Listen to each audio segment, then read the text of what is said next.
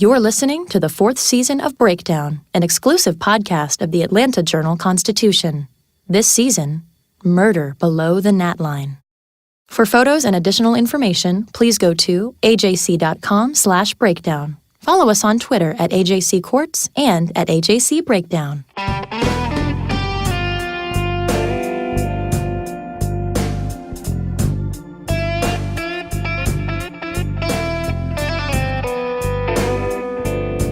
The next thing you know, Vanya said he pulled out the .44 caliber and squeezed the trigger. I just get angry, then I get sad, then I get angry, and I get sad. Because I don't really understand, how people say that they don't want people to be in prison for stuff that they didn't do. He is by no means a Boy Scout. There's no question that the guy has done wrong in his life, but I don't think he committed this crime.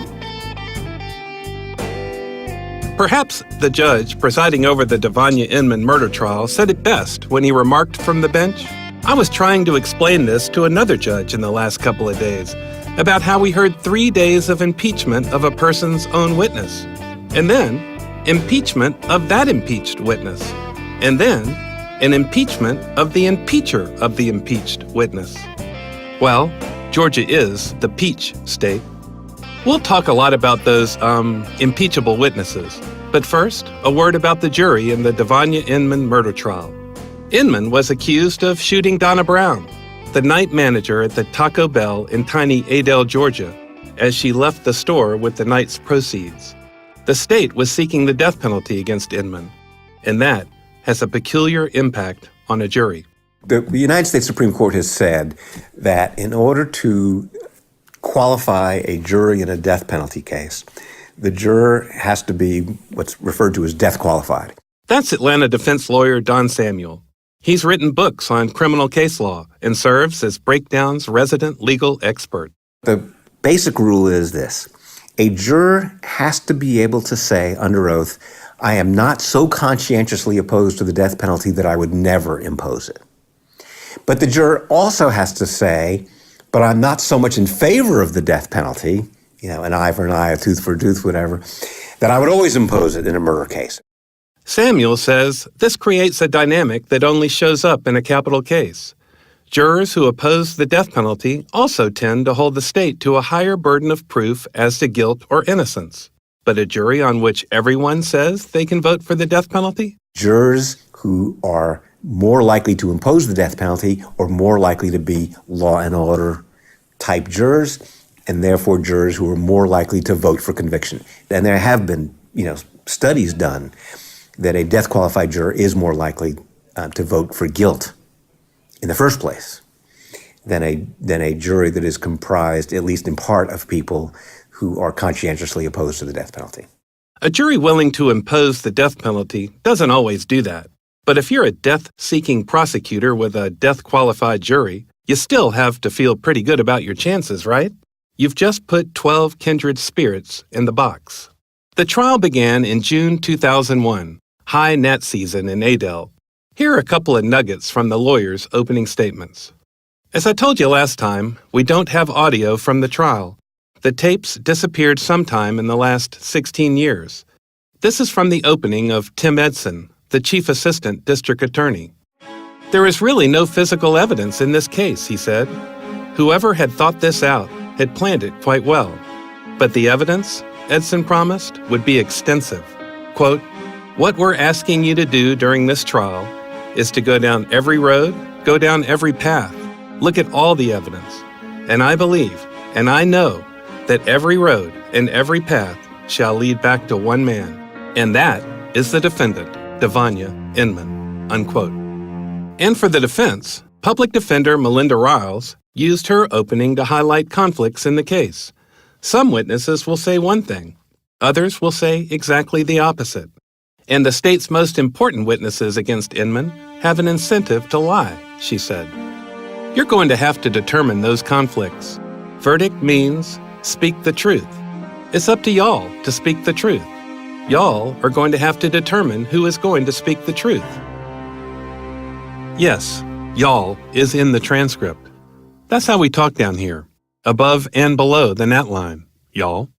I'm Bill Rankin, legal affairs writer for the Atlanta Journal-Constitution. Welcome back to Breakdown. I've been telling you the story of Devonia Inman and of the people working almost obsessively on his behalf. They include a Georgia State University law professor and some of her students. Prosecution testimony began with officers who responded to the scene, as it almost always does. Then the medical examiner took the stand and offered a shocking revelation. Y'all remember, I told you Donna Brown was shot through the eye in the parking lot of the Taco Bell. Well, the medical examiner testified that this mother of one was shot while she lay on the ground. In other words, an execution. Now, let's talk about what is surely one of the most confounding pieces of evidence in the trial.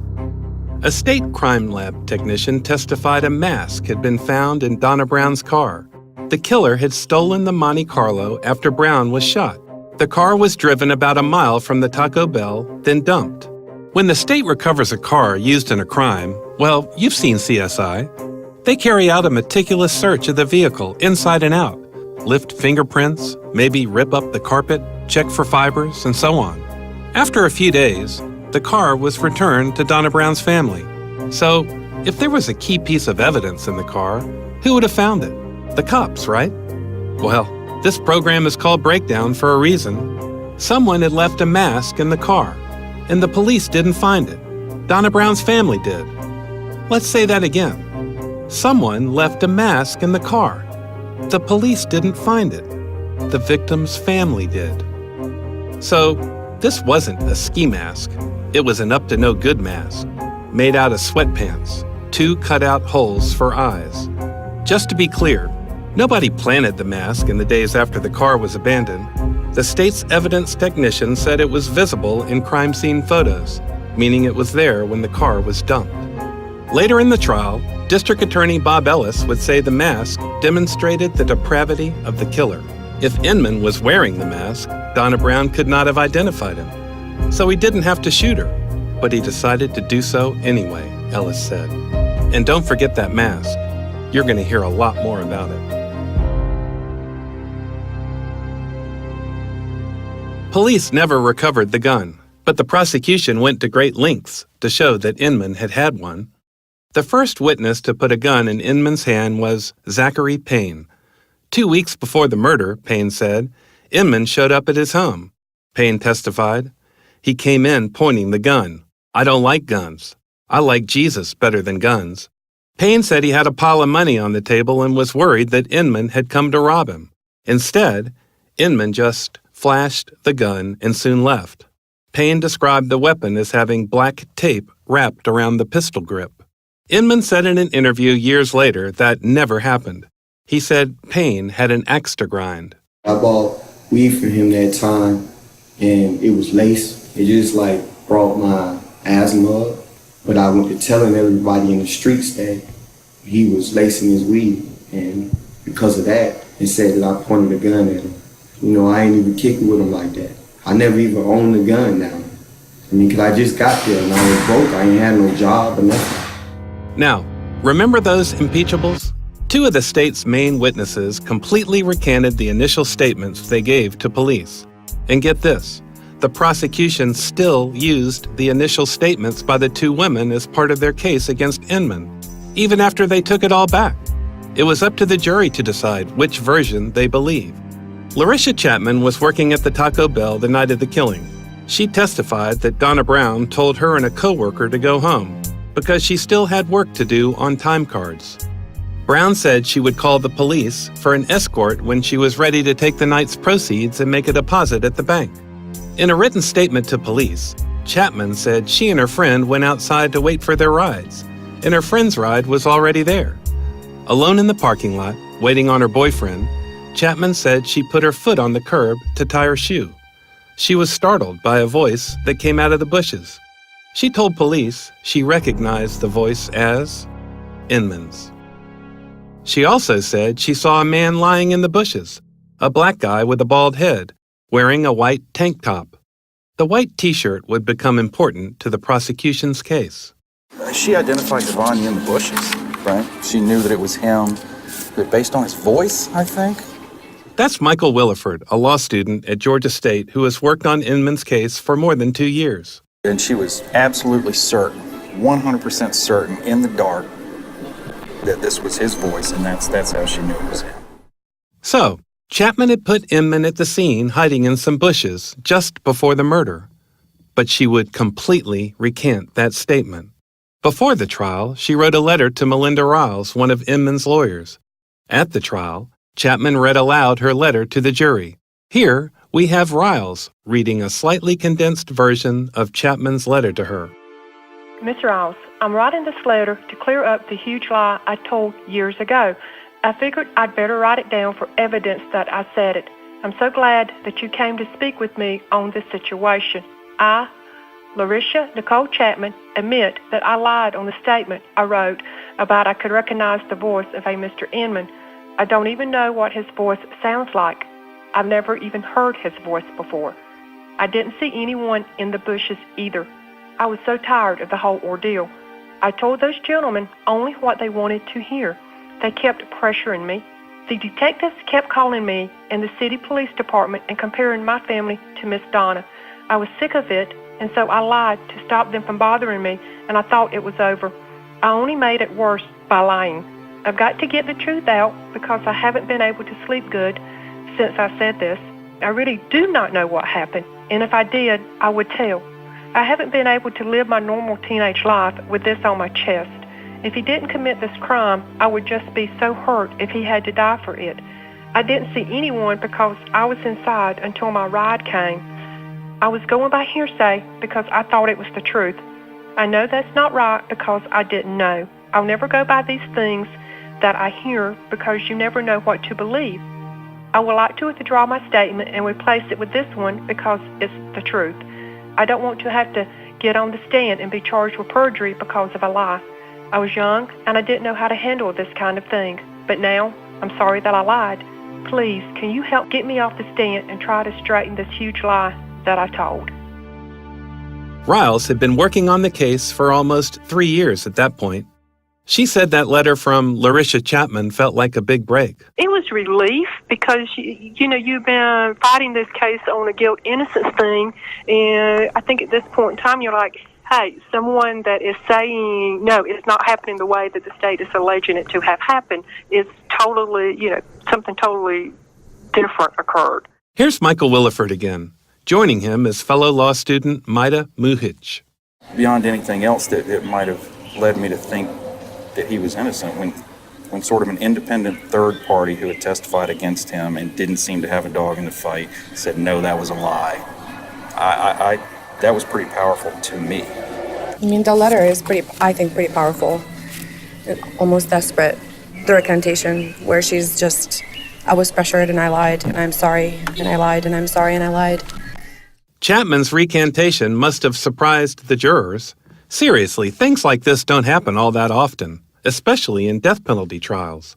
Even so, Edson, the prosecutor, limited the damage by having Chapman read the statement she had written for the police, the one she had just said she made up. Edson made it clear to the jury that he believed her first statement, and he unnerved her with his last line of questioning.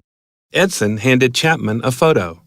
I'm going to read the exchange as it appears in the official court transcript. Edson, isn't that Miss Brown? No response from the witness. Isn't that Miss Brown? No response from the witness. Miss Chapman, isn't this Miss Brown? I can't look at that. Well, Miss Chapman, I think the fact of the matter is, if you had told somebody that night, Miss Brown might still be alive. Told them what? Told them you saw a man in the bushes. So, you just heard it. The prosecution impeaching its own witness. And it wouldn't be the last time.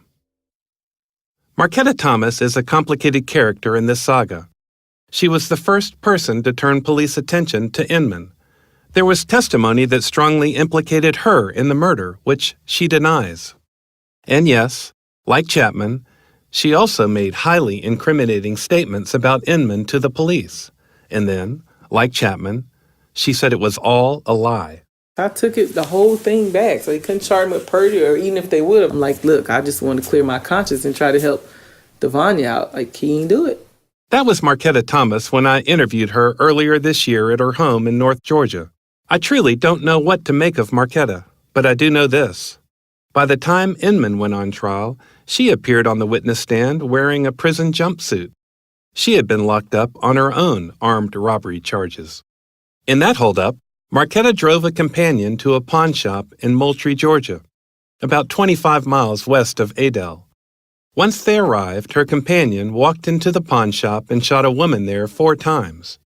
She survived, so what could have been a murder was an aggravated assault. The shooter left with $129. Marquetta later pleaded guilty to her role in that armed robbery and served 12 years in prison for it. Originally from Ohio, Marquetta played college basketball at a small school in southwest Georgia. When Devonia Inman arrived on the scene, Marquetta was living with her 2 sisters in a 3-bedroom brick house in a cul-de-sac in the Adel neighborhood of Delwood Acres. We were roommating because we all had small children, and we didn't believe in abusing welfare and food stamps or whatnot, so we all just kind of worked and stayed together to split bills 3 ways so we all could have, extra money to supply, I guess, for our kids. So we kind of stuck together in that. And as well, I worked at Family Dollar and Waffle House, and my sisters and them worked at Adel Grocery, some type of warehouse or something like that. And then they were private entertainers on the side as well. So kids dressed well, so we were okay. If you're wondering what private entertainers means, well, it means just what you think it means. If you recall, Inman's mother had sent him back to Adel from Sacramento because of the trouble he was getting into in California. In a police interview, Marquetta said Inman had a bulldog mouth and a chihuahua rear end. Yeah, that's how she really described him. It wasn't long after he moved back to Adel when he and Marquetta's sister, Christy, began seeing each other. I think that they met at the car wash in Adel off of MLK, if I remember. That was like this main hangout or drag where everybody would walk or park their car and listen to music at the car wash. And I think maybe she was walking around in her little booty shorts or whatever have you. He was handsome. Yeah. Back then, it was in the black community, it was a fad what we call red bones. Red bones were in back then. He was a light-skinned guy, so that was a main attraction. So, in at least 1 written statement and 2 video interviews, Marquetta told police that Inman had talked to her about robbing a restaurant or a convenience store. On the morning after the Brown murder, she said, Inman showed up with wads of cash, telling the sisters not to ask where the money came from. In one police interview, Marquetta said Inman had a few $100s on him. In a later interview, she said he had at least $1,500. More than $1,700 was stolen from Taco Bell the night of Donna Brown's murder. Marquetta said Inman had told her he'd previously pulled off an armed robbery. Quote, he said he needed money to come up in the drug game, unquote. In the statement she wrote for the Georgia Bureau of Investigation, Marquetta said, in my mind, I believe he did it. I don't believe he acted alone, but I was in no way involved. On the witness stand at Inman's trial, Marquetta testified that she had lied repeatedly to police.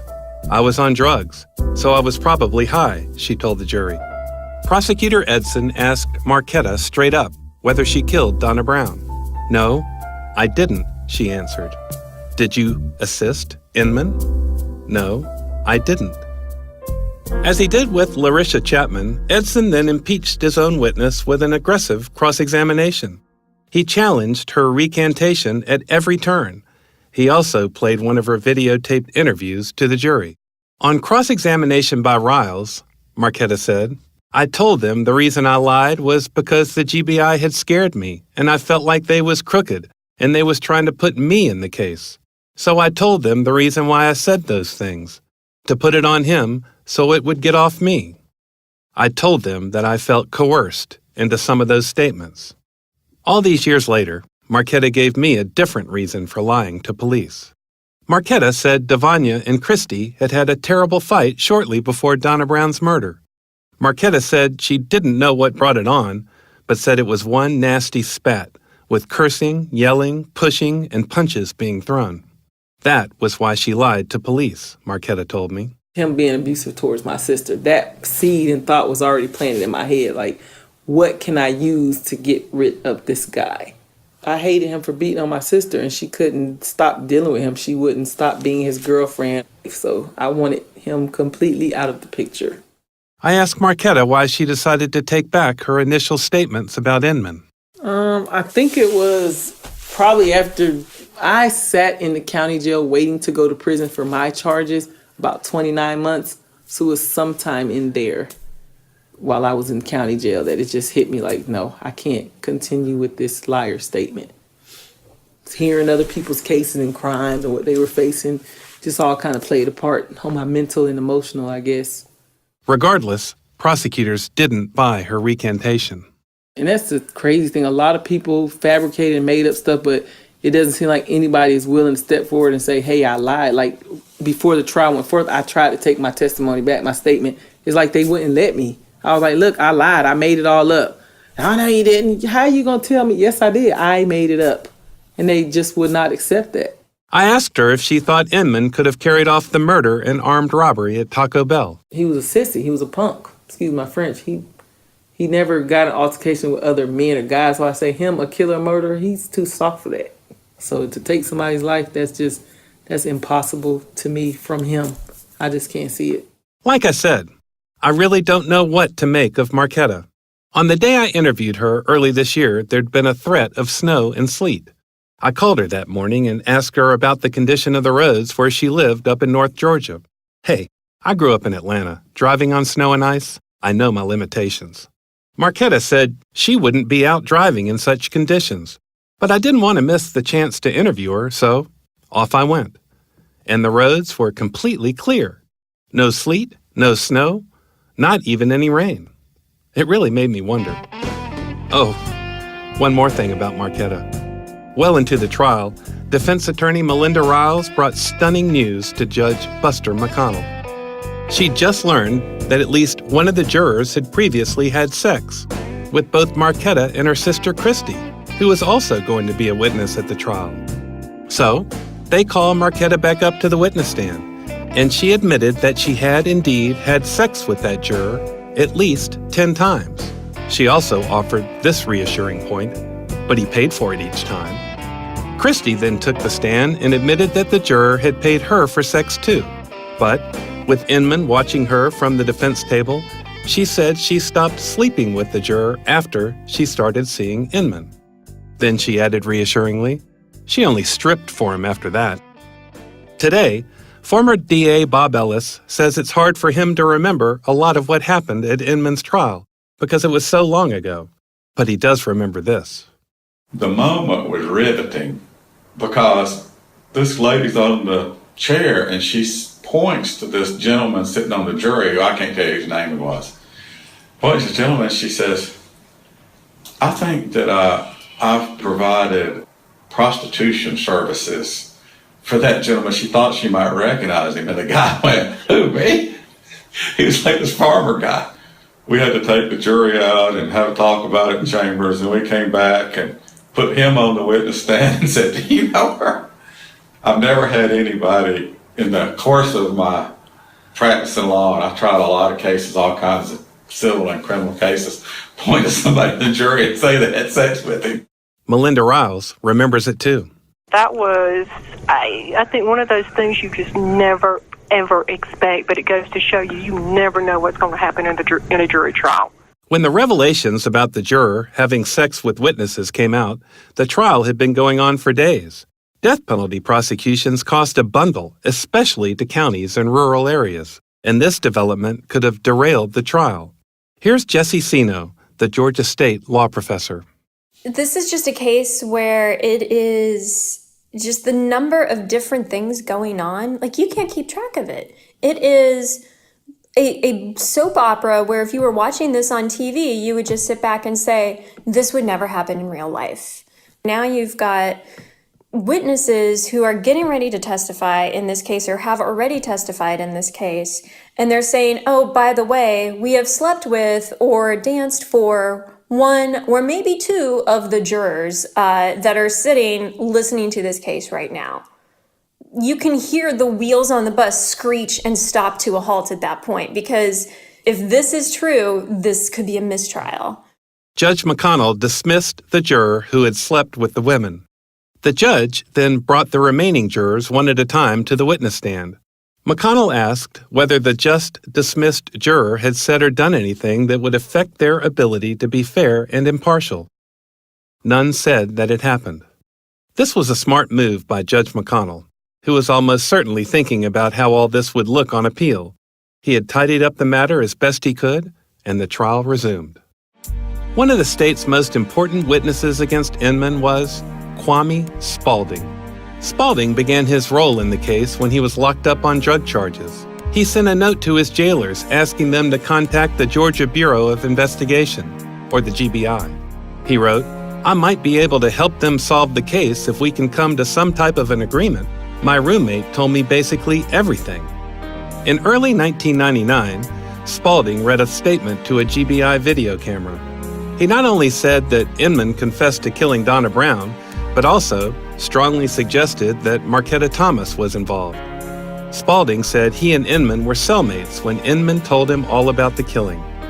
He says Vanya and his girlfriend's sister, that'd be Marquetta, had been talking about robbing a Stuckey's gas station where she worked.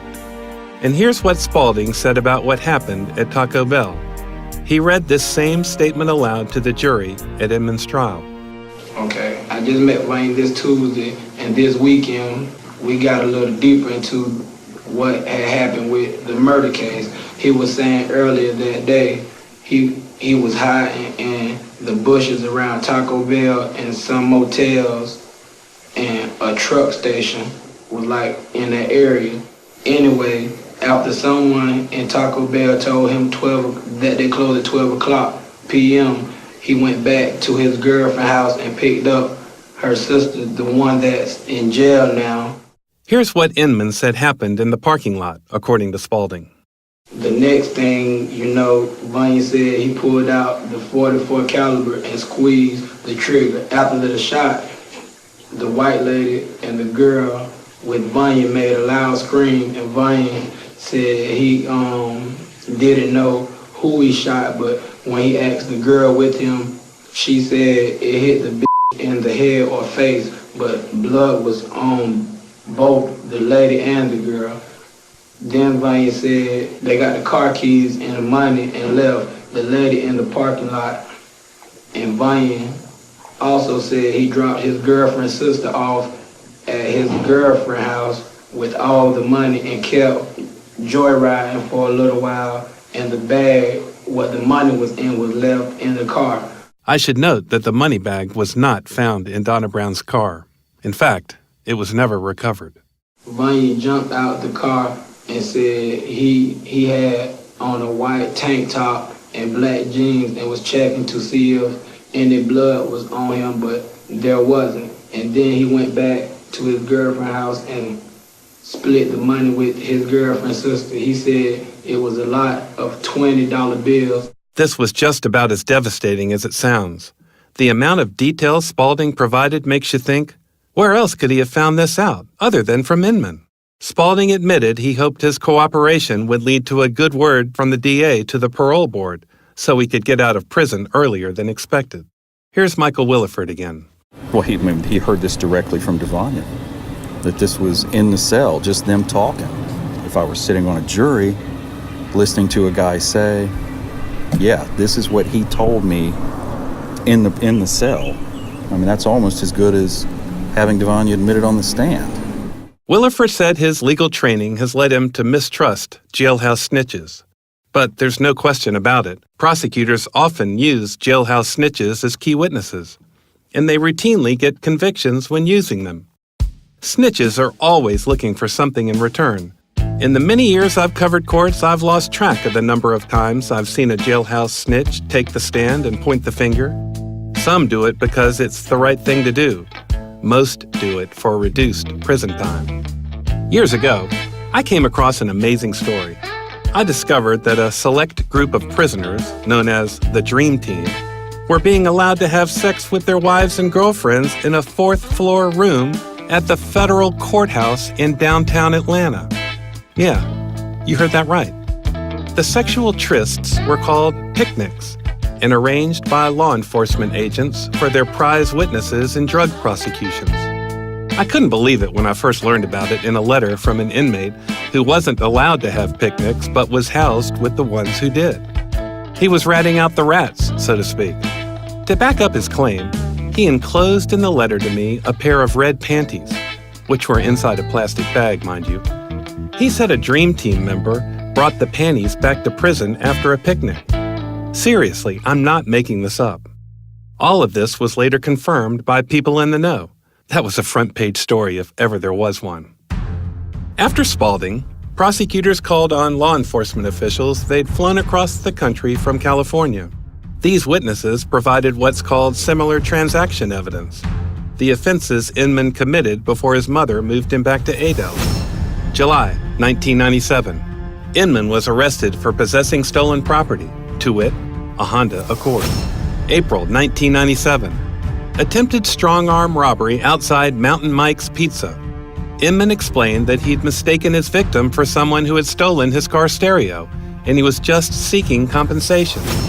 March 1994. Inman was charged as a juvenile with taking part in the armed robbery of a superb pizza delivery guy. May 1998. Possession of cocaine for sale. A cop stopped Inman's car for bad taillights. Yeah, bad taillights. You know what that means. The officer found 1.06 grams of crack under the passenger seat. So Inman's no choir boy. Far from it. But these similar transactions don't bear much similarity to the Inman murder case. Atlanta lawyer Bud Seaman, who represented Inman on appeal, said the jurors should never have heard about Inman's record in California. The offenses, he said, weren't similar enough. Similar transaction evidence, there's a reason why the state wants to put it in, and that's because it's basically character assassination. They show the jury in Adel, Georgia. They've got this career criminal from California that's moved to Adel and is wreaking havoc. First off, the similars really weren't similar. I mean, you really have to make a stretch to compare selling drugs with shooting somebody in a parking lot to steal money from them and stealing their car to use as a getaway. Before allowing the testimony from California, Judge McConnell told jurors the law permits such evidence if it is similar in terms of common design, scheme, plan, course of conduct, or motive. Also, if it's connected to the offense for which the defendant is on trial. As Seaman suggests, Inman's record didn't seem to meet that test, but Judge McConnell let it in. Prosecutor Tim Edson tried to demonstrate to the jury that Devonia Inman was a violent, unstable killer. To that end, he put up Maria Clay, a jailer where Inman was being held before the trial. She said Inman completely lost it one day over his jail-issued shoes, and he screamed at her, "I'll f***ing kill you next, bitch." An unambiguous threat to commit extreme violence. And the idea was simple. According to Clay, Inman said he'd kill her next. So the clear implication? He must have killed someone else first. The prosecution saved Virginia Tatum for the end of its case, one of its final witnesses. Tatum was a newspaper delivery person waiting on bundles of the Valdosta Daily Times at about 2 a.m. the night of Donna Brown's murder. She said she saw 2 cars barreling across the bridge over I-75. She said they turned right in front of her and were going so fast, they fishtailed. The dust flew up. They swerved. Tatum said the lead car, Donna Brown's black Monte Carlo, passed just 3 feet from her. "I could have stepped out and touched that car if I wanted to," she testified. Now, imagine a car moving past you in the dark. It's there, it's gone. How much detail could you see? Here's what Virginia Tatum said she saw. Only one person was inside the Monte Carlo. He was a black man with very short hair. Quote, "He had a goatee, and his sideburns and goatee came together. He had on a white muscle-type tank top. It was ribbed. He was close enough. I could see the ribbing in his shirt. He also had a gold necklace on, maybe a diamond-studded earring, and he had dark trousers." Unquote. Now that's a lot of detail. Tatum said the trailing car held 3 people, 2 black men in the front and a woman in the back. The woman was African American and had short, platinum blonde hair and glasses. Who could that blonde-haired woman have been? Well, at the time, none other than Marquetta Thomas dyed her hair blonde and wore glasses. Tatum identified Inman from a police photo lineup. She paused over Marquetta's photo in another lineup with other blonde-haired black women. I thought it was her, Tatum said. As for Inman, Tatum told the jury, it was very easy to see into the car and see him, very easy. I'll never forget for the rest of my life what he looks like. His face will be etched in my memory forever. This was extremely damaging testimony for Inman. But defense attorney David Perry had what I thought was a very effective cross-examination. Why did you wait for more than a month after the murder to call police about this? Perry wondered. Tatum acknowledged that she knew the following day there'd been a murder at the Taco Bell. She also said she saw police cars racing over the bridge that evening. That didn't register with you for a month, that there might have been some kind of connection between the cars speeding back from that direction and the police cars speeding toward that direction? Perry asked. No, Tatum answered. Then, Perry pulled out Defense Exhibit Number 5. It was an October 21st, 1998 edition of the Adel News. The front page news that day? A $5,000 reward had been posted for information leading to the arrest of Donna Brown's killer. Tatum admitted that she first called police just a few days after reading the story, but she said the reward had nothing to do with it. She told the jury, "This woman died, and she had a son. I have children of my own. I cannot live with the idea to think that someone took this boy's mother from him for a robbery." Perry countered, "Wasn't she just as dead that next day?" Perry also challenged Tatum on what she said she saw. He got her to admit that there was enough space to park 2 cars between the place where she stood and where Donna Brown's Monte Carlo sped by. Here's Perry. That'd be 2 18-inch wide cars because you were 3 feet away from the street? Have you ever seen a car that was 18 inches wide? No, Tatum answered. Here are Michael Williford and Maida Muhich sharing their views on Tatum's testimony. I'm just looking at these words, and his tank top t-shirt was ribbed. He was close enough I could see the ribbing in his shirt. It was very easy to see into the car and see him very easy. I'll never forget the rest of my life what he looks like. His face will be etched in my memory forever. I mean, this is like bad television. I believe he had on dark trousers. I mean, I don't know how you know that. When somebody's sitting in a car and you're under, it's just, the details are they're so specific. And especially if they're going by in a car, you're not going to. It's so impossible. When I showed up at her house in July 2017, Virginia Tatum wasn't thrilled to see me. But she did speak with me. She said her testimony was completely accurate. She did claim the reward. But that had nothing to do with her decision to testify, she said. You'll hear a lot more from her in episode 3. So, after calling more than 24 witnesses, the prosecution rested. Next on Breakdown, a man named Hercules and a stunning revelation about the up-to-no-good mask. She calls me to tell me they found the mask. And they found the mask in a cardboard box in the clerk's office. And my first thought was, I looked in that cardboard box and it wasn't there. Breakdown was reported and narrated by Bill Rankin, produced by Richard Hallex. Sound design by Chris Basta of Bare Knuckles Creative. Original Breakdown theme music composed and performed by Bo Emerson and Billy Guin. Additional music composed and performed by Chris Basta and Chris Nicholson, aka C1 and C2. Special thanks to Kevin Riley, Bert Roten, Monica Richardson, Bo Emerson, Melanie Stolte, and all the great folks at the AJC, Buddy Hall, Chris Nicholson, Jesse Sino, Michael Williford, Maida Muhich, and Lynn Taylor.